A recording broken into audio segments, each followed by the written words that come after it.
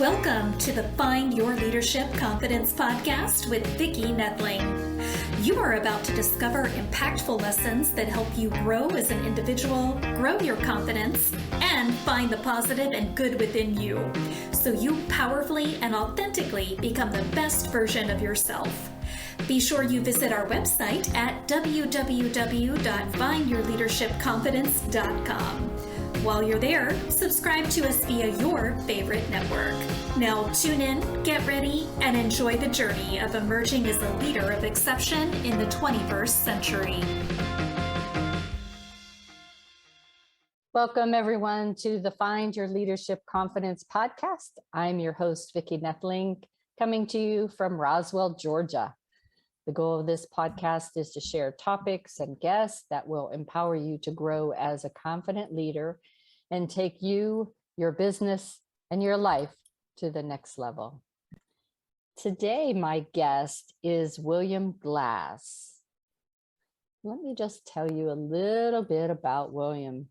He is the CEO and co-founder of Ostrich. We're going to find out where that name came from, and host of the Silicon Valley podcast, or Silicon Alley podcast. Silicon Alley, yes. Silicon Alley. That kind of rolls off your tongue, kind of nice. Silicon Alley, yes. His mission is to improve global financial well-being. And Ostrich mobile app addresses financial literacy deficits by creating game-like social community and accountability around money. The key is tackling the emotional side of money and creating strong money habits. So please welcome my guest today, William Glass. Thanks, William. Excited to be here. Appreciate the warm intro. Yes, so happy to have you. And I always open with some easy questions. The easy question is, what part of the country do you call home right now? So I currently am living in Queens, New York, but I'm originally from Alabama, grew up there, went to school in Florida, spent a year in Thailand teaching English to the State Department, lived in Florida again for a little while, and then finally have landed up here. So a lot of places have been home, but currently it's Queens, New York.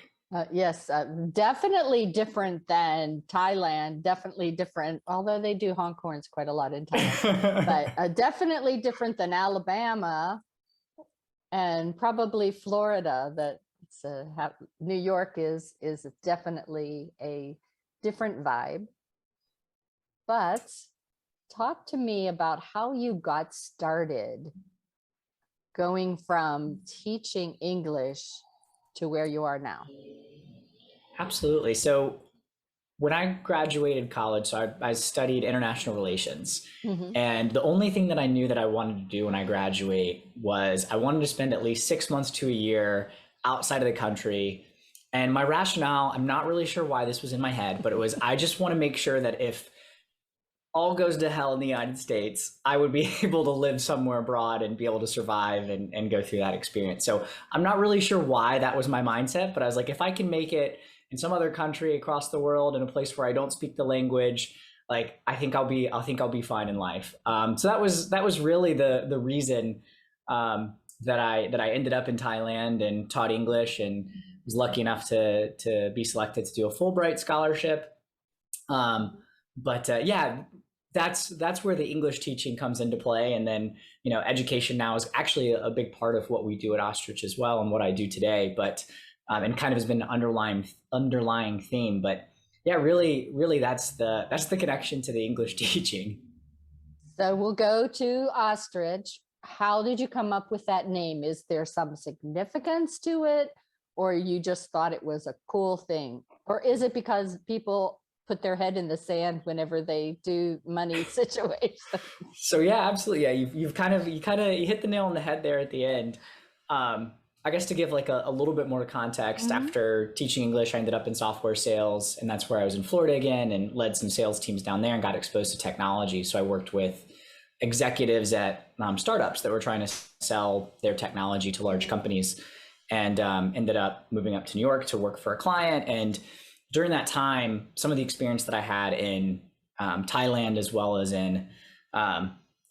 just kind of growing up, I realized that there was this kind of disconnect when it came to money and finances. There's all these sharper tools, and there's so much education and content. You can Google and get anything that you want to know about finances, but we're not moving the needle.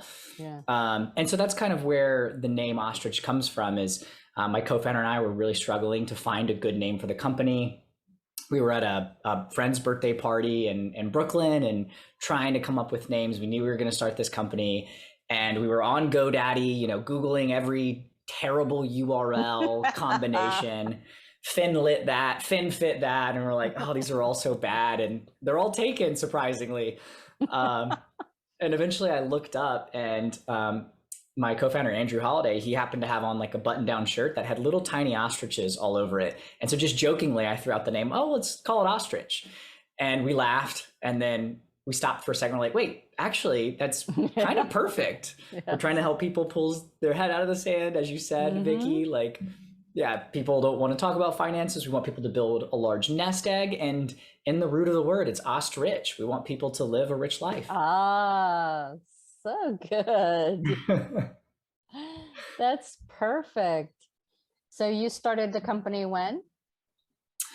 So we kind of came up with the idea in 2019, started doing some customer research, talking, but it wasn't until the pandemic, really March of 2020, when we started building. So that's when we started. And then there's been all kinds of phases. We used no code tools to build the app originally, and then finally found developers, and it's been a process. And I've had a lot of success over the last 6 or 7 months. I feel like we're really starting to take off. But we started with the idea in 2019, but March 2020 was when we really started building. Wow. So our theme really for today is social impact. And is that kind of the basis why you wanted to start this company, because of you wanted to make an impact? Yeah, absolutely, Vicky. I think, there's a kind of a saying that you hear when it comes to entrepreneurship, like if you solve a bigger problem, it's going to be worth more to the world, to society, but also from, monetary perspective, right? If you can go solve some of the big problems that we have, that affect our world. And, for me, I grew up and my parents got divorced because of money. They didn't have a common way to communicate. They didn't have a common language. And in 2008, like a lot of families, it was just too much on their relationship. And, that really affected me.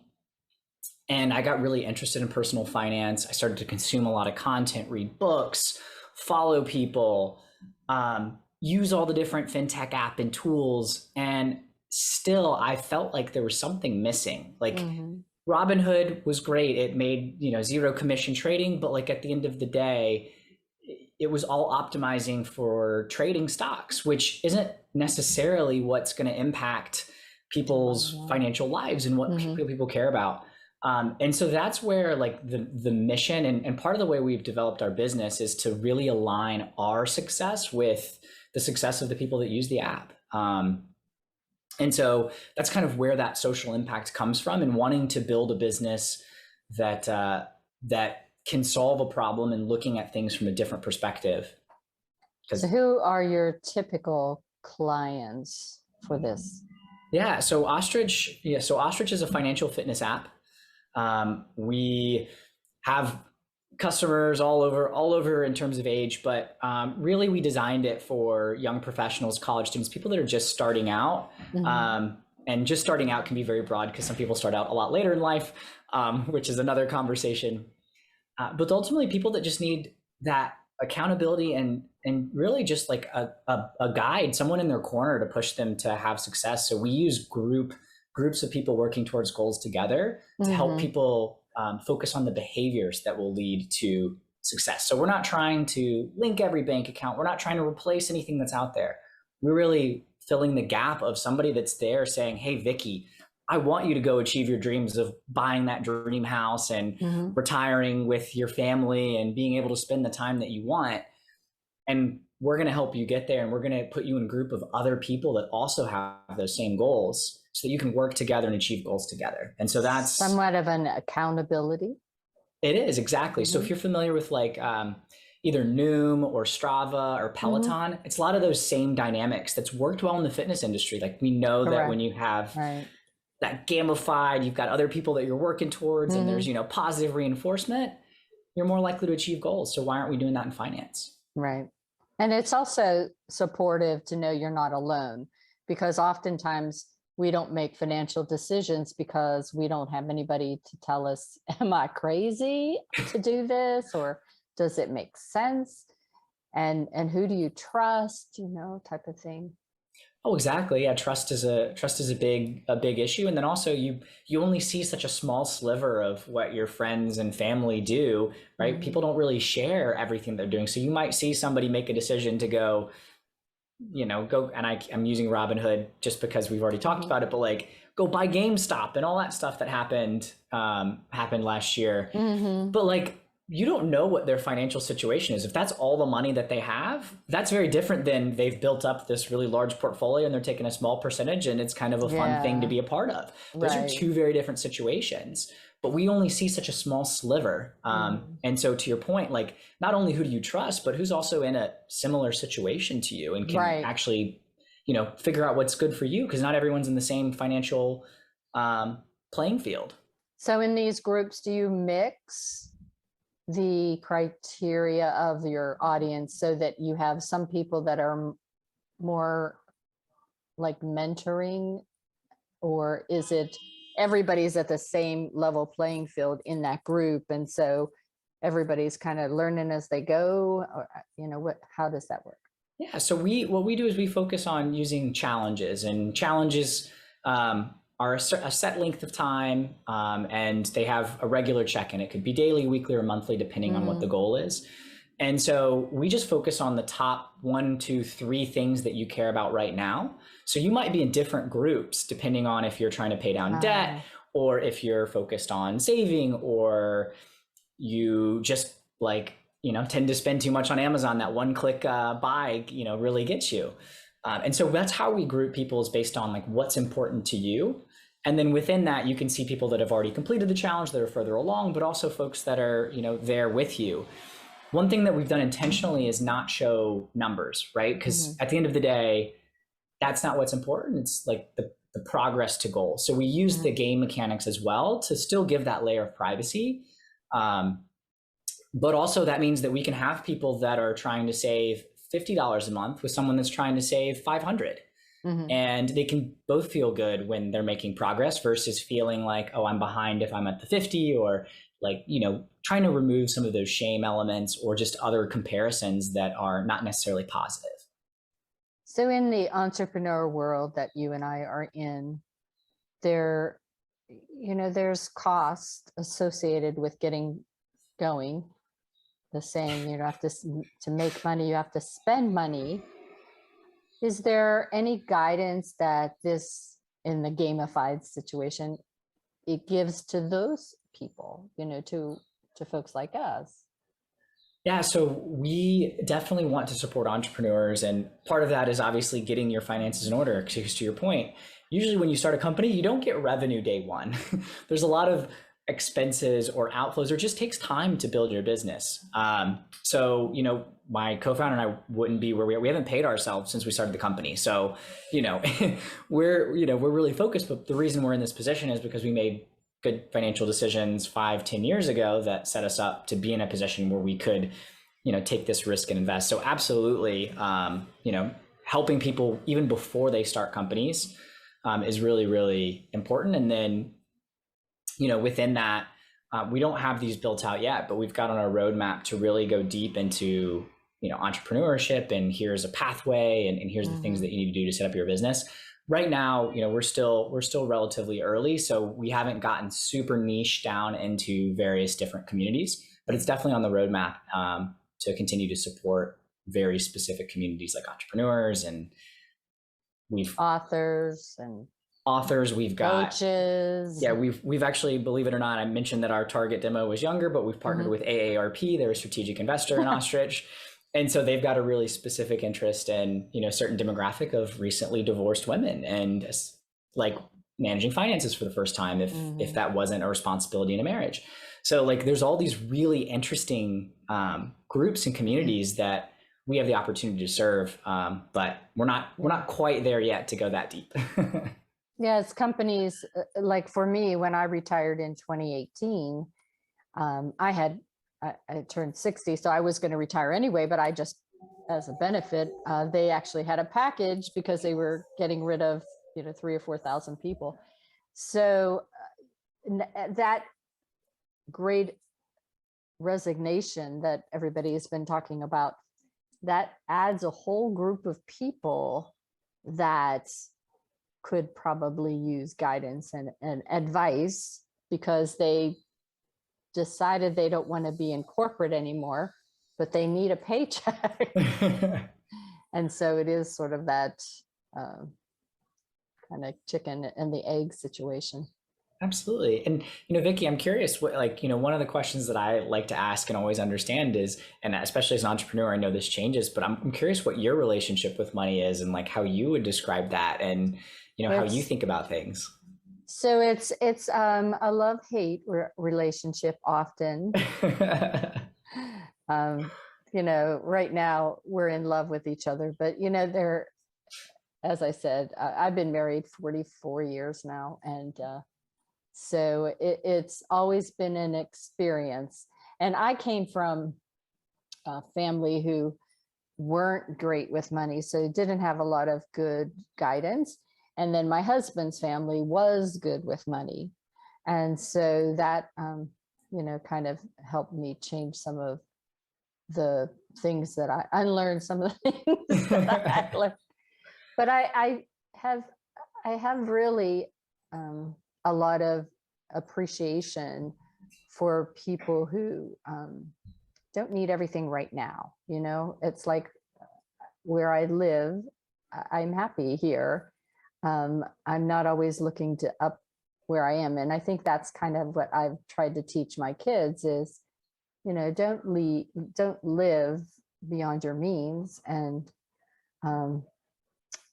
so, I think right now I could go into the hate relationship because of I started my businesses last September. So if the inflation and the market does some bad things, I could be wanting a divorce maybe. Yeah, well, no, yeah. Money. Yeah. But I don't stress over it too much.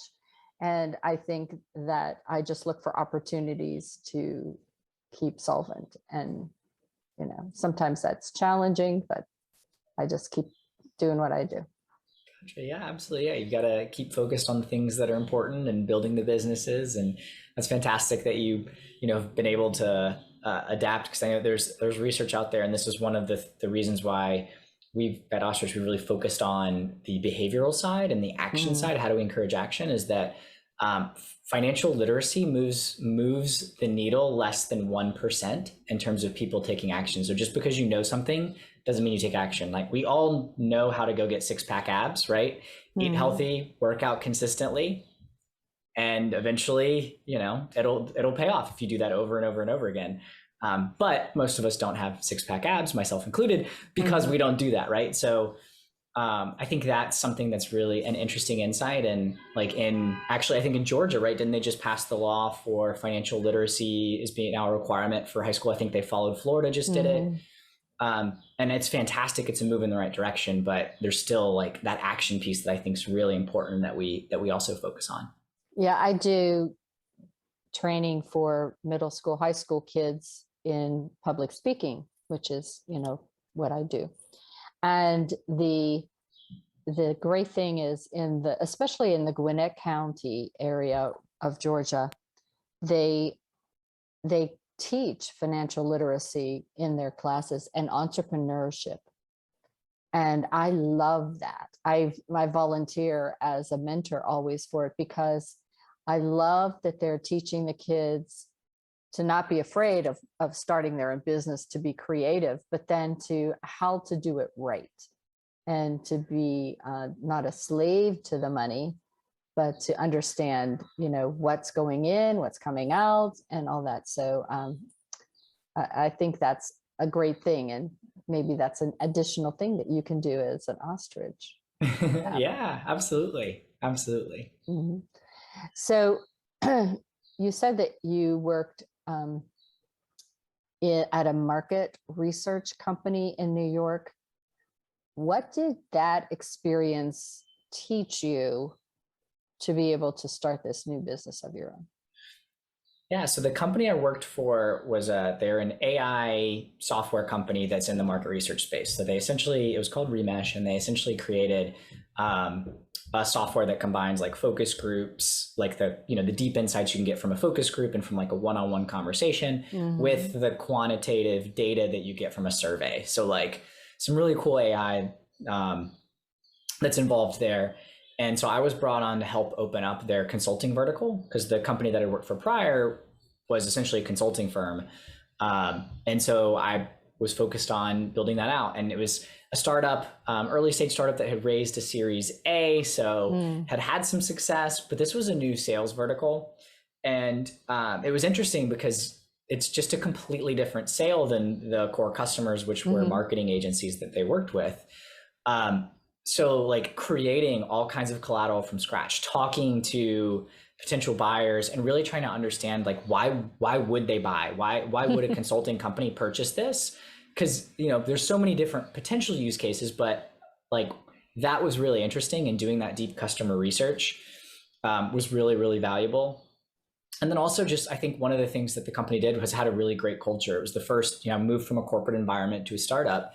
And it is really interesting being able to, walk across the office and go see what the product team was doing, go see what the developers were doing, the engineers. I never had that exposure before. Getting to go to lunch with those folks, with the customer success team, and like essentially just learning all facets of the business. And I think that was really, really insightful and helpful when, applying that to Ostrich, of thinking like, how do we create a culture that fosters this community? And then also just had a better understanding of like, what do engineers care about? What does the customer success team care about? What should you be focused on when you're building out HR for the first time and you've got, this team that's growing? So I learned a lot of like little pieces about kind of how to run and build a company that I think are really, really valuable. And I actually had a conversation with the co-founder, Gary, who's their COO, Gary Ellis, yesterday. So, got to catch up with him, and he's still kind of giving me advice on my journey. So it's been really great to have that community. Because as you know, Vicky, it can be really lonely building a business, right? It's really, really lonely. And that's something that you don't necessarily know going into it. And that's the whole beauty of JV partnerships, the joint ventures, because it's all the same people walking the same path, different focuses, different markets, but, they're going through the same thing you are. And so you don't have to be alone. And I think if people remember that having a community is really important as an entrepreneur. It's a game changer. I didn't have that until recently, and the pandemic didn't help. So, it was hard to do that over Zoom, and everybody was zoomed out. So, yeah. I was in the corporate world over, 40 years, and it kind of strikes me funny, the zoomed out, because I remember us complaining about being in meeting after meeting after meeting after meeting in person. So I don't think it's really Zoom. I think it's just being in meeting after meeting after meeting in person that we don't like, and that's, I think, one of the draws for people that want to be financially free, if you will, is, you might not want a gazillion dollars so you can buy yachts and all this, but you just want to have enough that you can do what you want to do and not have to be at meetings after meetings after meetings after meetings. Exactly. It reminds me of the meme or the thing that's going around, like, this meeting could have been an email, right? That's right. Exactly. That's the feeling. When you were talking just a moment ago, it made me really, as my career, I was a project manager for large projects and multi-year. And I got to do everything that you just described. As a project manager, that's what I had to do. I had to learn every aspect of whatever touch that what I was doing. And it was almost all the different groups and departments, including HR, and being able to stand up a team and keep them motivated for multi-years. So all the things that you were describing, a true project leader, project manager does all those things. And that's why it was so easy for me to go into this career, because I've been doing it for so long. Yeah, you're used to it. Lucky you. Yeah. I had to learn all this stuff from scratch for the most part. I've been reading books on product management and project management and HR, how to hire, and all kinds of stuff. Which I always need to also touch on is process management, because whenever you're getting a new idea, the best thing to start when you're gathering information is to understand the process that's in place now. And then as you go through that painstakingly, for some people they think, and I think it's kind of cool because it's like taking you on this journey, but going through that process from start to finish, it identifies opportunities as well as gaps. So if you're a business owner, you want to know where are those gaps that I can fix, and where are these hidden gems of opportunities that I didn't know I had because I didn't understand fully what the process that we had in place were. Yeah.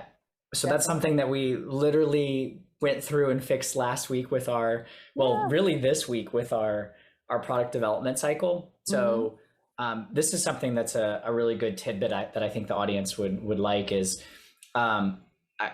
you started using something, and I kind of took this from somebody else, from like a different, so it's not my idea originally, but using an internal, can't take credit, using an internal like net promoter score. So if you're familiar with the net promoter score, it's like that question you always get 0 out of 10, like how likely are you to recommend this product? So I run this now at the end of all of our team meetings and any like specialty one-off ones. And I send that along with like if there's different sections of the meeting announcements, whatever, individual updates, open forum, how would you rate those? And then give a few different prompts on like what could use improvement, what did you learn today? And off the back of that, like have been able to streamline and improve our team meetings.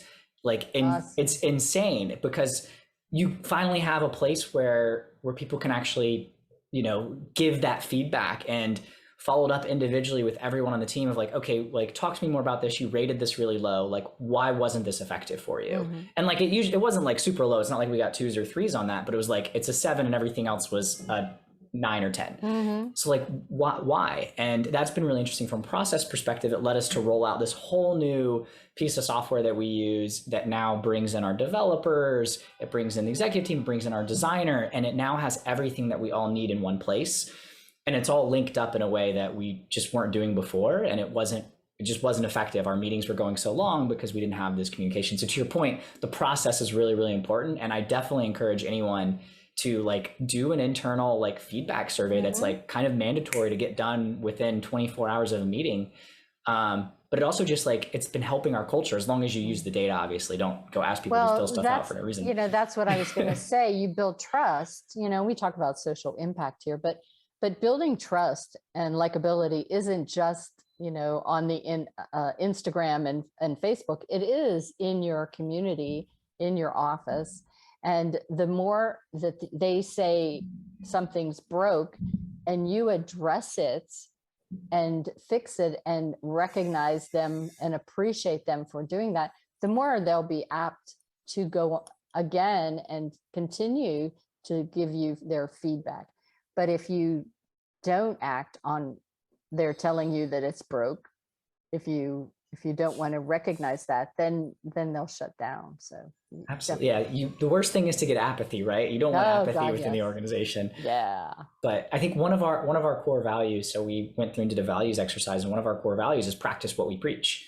So if we're talking and telling people and focusing on financial well-being and wellness, we want our employees to embody that. So we've put that in our processes. We've got systems where we're paying employees on a more regularly basis than any other company. If you're on a salary, it's usually twice a month, and we were going to weekly, and we're even exploring ways that we can pay people as they earn it day by day.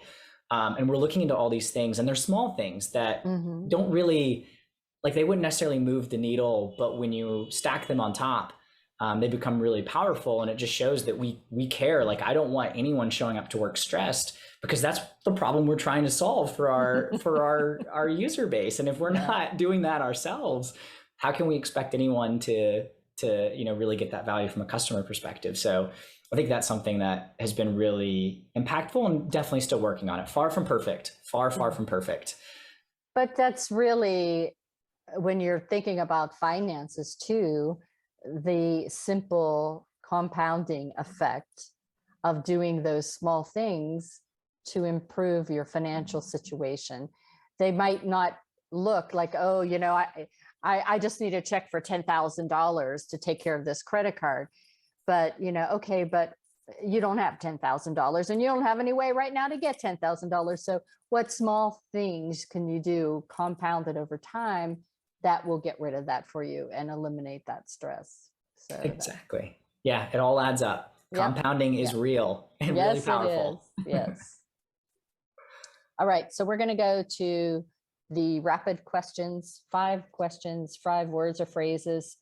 And from those, you just, top of your mind, just give me some feedback. So when I say investing, what comes to mind? I would say 2 things. One is get a baseline. So like investing, the stuff that people do a lot of is, I mentioned GameStop. That's the flashy stuff. You hear people that buy crazy NFTs and crypto and it goes to the moon. Like, that's not investing. So like, get a baseline, do the boring stuff first, and then you can, with a little bit left over, once you're in a good spot, you can have some fun, if that's fun to you. I think the other piece is that investing is also like spending money on things that bring value and joy to your life. You talked about this a couple episodes ago as well, but I think that that's really important, is that if I could tell, like, you could be in credit card debt right now or something, or whatever it is, and you just name your piece of debt, and you find out that your dad has a diagnosis of cancer, and you could either go spend $500 to pay off that credit card, or you could go spend time with your dad for the last time. Every day of the week, you go spend money with your father. Like, it's not even a question. Right. It doesn't matter. That's not the smart financial decision. It's the right emotional life decision.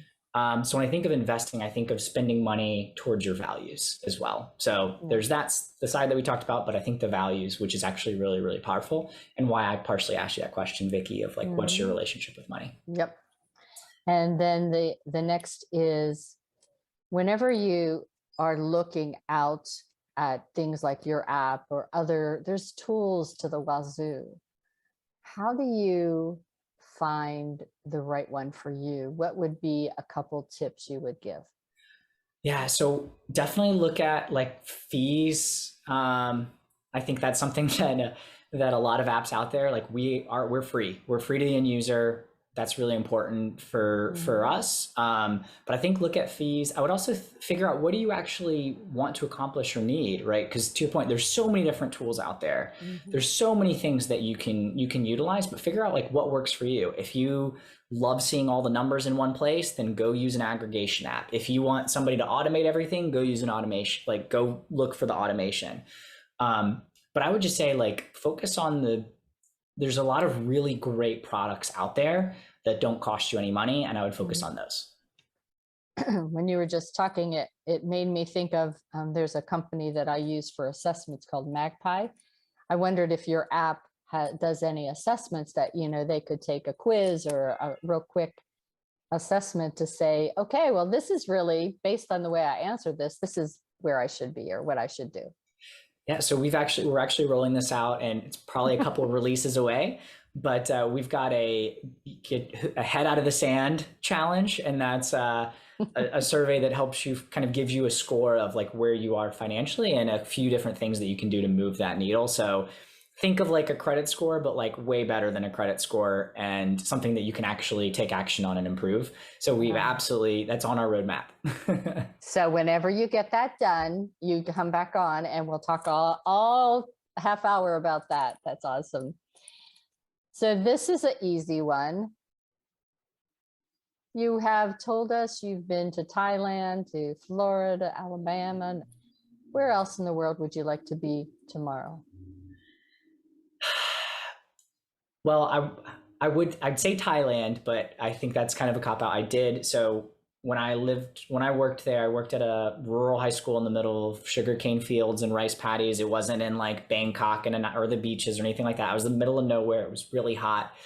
And there was only one male teacher under the age of 55 at that school. And so, I was early 20s and got really, really close to him. And it's been, gosh, I don't know, almost 10 years now. And we still face each other on birthdays. I send him Christmas gifts. We send each other birthday presents. And so my birthday was a few days ago. And so I got to, thank you. Yeah, thank you. And so I got the chance to talk to him. So that's definitely up there. Otherwise, I would say Samoa. I spent a semester there. And very similar, have a connection to that really rural, middle of nowhere island in the South Pacific that almost no one's going to go to. So cool. All right. Silicon Alley podcast. Talk to me about that. Yeah. So it's an ode to, obviously you hear Silicon Valley, but in the 90s, when the New York tech scene was considered Silicon Alley, it ran from the Flatiron Building, the one that's like shaped like a triangle that you always see pictures of, to Union Square. And that was where all the tech was in New York. Now it's obviously everywhere, every borough. It's like that in every part of the world, even in Georgia, it's all over as well. So it's an ode to that, but it's just about entrepreneurship. I started it because I was lonely as an entrepreneur. I wanted to talk to other people that were going through it. I wanted to talk to investors to figure out what they were looking for. I wanted to talk to other experts in these areas that I wasn't sufficient in from a skills perspective. And so that's really what the podcast is. It's just conversations similar to what we're having, Vicki, where we dive in deep to different topics and hear stories from people that are on their journey. I've had entrepreneurs that have now closed down their businesses that were on the podcast. So like people that have had successes, Martin Babnick, who is the chairman of TriNet, which is a $10 billion publicly traded company. So like everything, something for most everyone. So super. All right. So we want to be able to give them something, a gift of some sort. And you have a download of something? Yeah, so Ostrich today. Ostrich is free, so that's free. Silicon and how Alley. do they download that? Yeah, you can go to getostrich.me, and that will direct you to the correct app store. If you're on a desktop, it'll take you to a screen to download it. And if you want to just learn more before signing up, then go to getostrich.com. So GETOISTRICH. So .me will take you to the app, and .com will take you to the website. Perfect.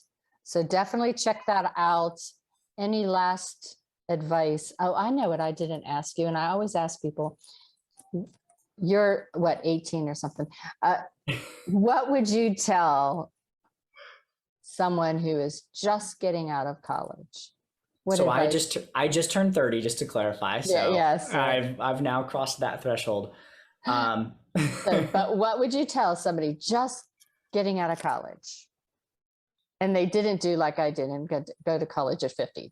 They're 22, 23 years old. Well, I mean, again, I don't know, right, with age, but like, I think my answer would be the same to anyone. It's like, follow your interest. And if you can align, your work with your interest, even better. But if not, like what you're doing now, Vicki, of having this podcast, you're getting to connect with people from all different walks of life, learn different things. You're building awareness in the space. You're building a reputation. People follow and care what you have to say in the conversations that you're having. And you can do that with anything that you care about. If it's knitting, go deep into the knitting world, go to a meetup, go to meetups, go read all the books on it. Whatever that thing is for you, follow it. It could end up leading to a business, or it could lead to wonderful friendships and passion. And I think that's something that when you're first coming out of college, you're really focused on, like, I'm on my own for the first time. And it becomes harder to make friends as you get older in age. And that's a great way to be able to make friends. Unless you get a podcast, and then you get new friends every day. Exactly. And that's the hack, right? Get a podcast. That's exactly right. Get a podcast. Well, it has been wonderful talking with you. Again, we will share a screen after this when this is recorded to show you all of his contact information. But again, his website is, go ahead and give that one more time. Getostrich.com. And if you want to email me, I'm happy to answer anything. It's william@getostrich.com. And then you can find me on LinkedIn, Twitter. Those are the places I'm most active from a business perspective. On LinkedIn, Twitter, is it William Glass that they look up, or Get Ostrich or Ostrich? How do they find you? So if they want to find the company, it's always THE Ostrich app. The Ostrich app is the new thing, that you have to have the in front of your name. Well, someone took all the other better handles as part of it, is the reason. Or if you want to connect with me, like Twitter, I mean, you can type in William Glass and Ostrich, those 3 words, and I will pop up. There are a lot of William Glasses out there, but when you put Ostrich in there, I'm the only one. Awesome. So remember, when you're looking for him, put William Glass Ostrich. And if he could stand up a little bit, he could show you his shirt. Oh yeah, I do have the shirt. Awesome. Yes. All right. It was a wonderful time spending with you. And I do want to see you again whenever you get that additional assessment or that app out there, or that extra piece to your app out there. But thanks so much for spending time with me. And as always, please remember, life is a journey, and it's up to you to enjoy the ride. This is Vicki Nettling signing off. Thank you for tuning into the Find Your Leadership Confidence podcast with Vicki Nettling, where we share impactful lessons that help you grow as an individual, grow your confidence, and find the positive and good within you so you powerfully and authentically become the best version of yourself. Remember to visit our website at www.findyourleadershipconfidence.com and enjoy even more great episodes like this one. Again, while you're here, subscribe to us via your favorite network. We look forward to seeing you next time on the Find Your Leadership Confidence podcast.